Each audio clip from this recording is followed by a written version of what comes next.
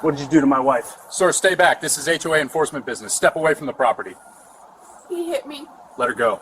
Right now. I pulled into the driveway and froze.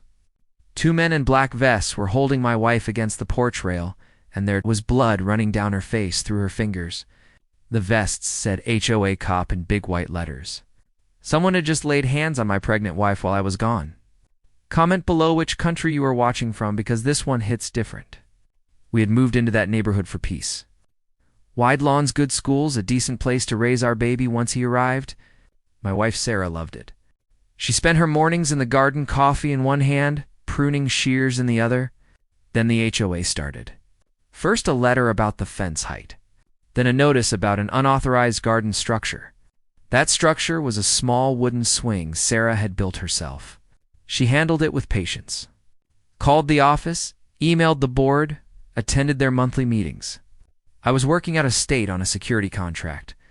She told me about the president, Carla Jennings, a woman with a voice like a siren and an ego to match. When Sarah mentioned I was a Navy SEAL, Carla smirked and said she would see if my husband followed the rules like everyone else. That was the moment it started. Strange cars idling near our driveway. Flyers on the mailbox. A fake violation notice that was not official at all. The morning it happened, I had gone to the hardware store to grab boards for a treehouse I had promised to build. Sarah stayed behind to water her roses. She called me around noon. Her voice was calm but uneasy. There are two men walking around the yard, she said. They are wearing vests that say HOA cop. Do we even have those? I told her to stay inside. She said she would. 20 minutes later, I turned onto our street and saw everything. Sarah backed against the porch rail, her phone broken in the dirt. One man tall with a buzzcat was shouting about non-compliance. The other held a clipboard, waving it like a warrant. I stepped out of the truck, every muscle going tight. I asked what they had done to my wife. The man with the clipboard told me to stay back. This was HOA enforcement business. Sarah looked at me, her voice shaking. Hit me. Everything stopped being about fences and rules right there. When the bigger man's hand went for his holster, I shot him once. Center mass. Clean and controlled. He went down hard, his fake badge clattering beside him. The yard went silent. My heart beat and Sarah's sharp cry. I kept my eyes on him. There was no movement. He was not getting back up. The second man froze, mouth open. He stammered that I had shot him and reached for his radio. Wrong move. I closed the distance before he could blink. He swung wildly. I ducked under it, caught his wrist, and twisted until he screamed. My other hand struck him in the throat. Not to kill, just to stop the fight. He gagged and stumbled.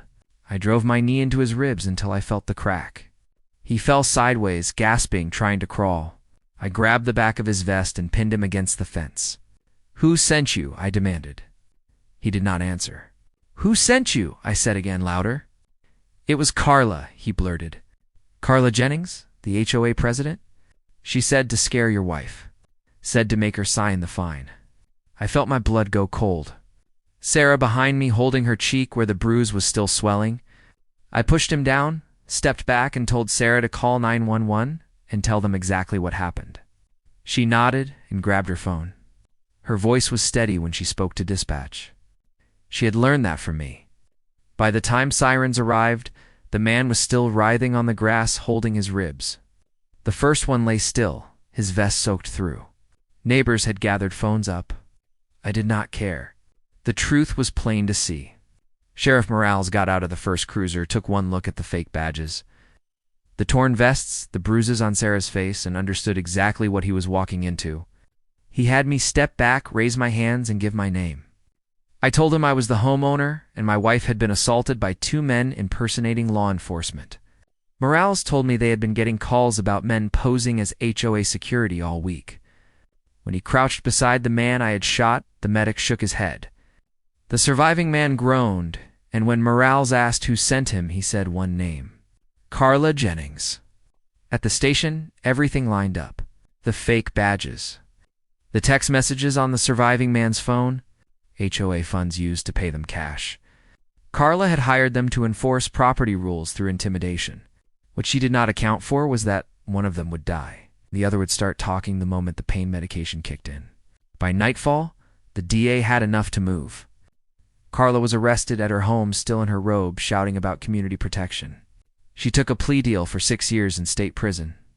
The surviving man received 3 years for aggravated assault and trespassing. When it was finally over, Sarah and I stood on that same porch. Her bruise had turned purple, but her eyes were bright again. She said, "I did not have to do that." I told her they came here thinking they could scare us, and they forgot who they were dealing with. She smiled for the first time in days. "They came to our home playing soldier," I said. "They met one instead." Drop a like if this story hit different, and tell me in the comments what you would have done. If someone laid a hand on your wife while you were gone,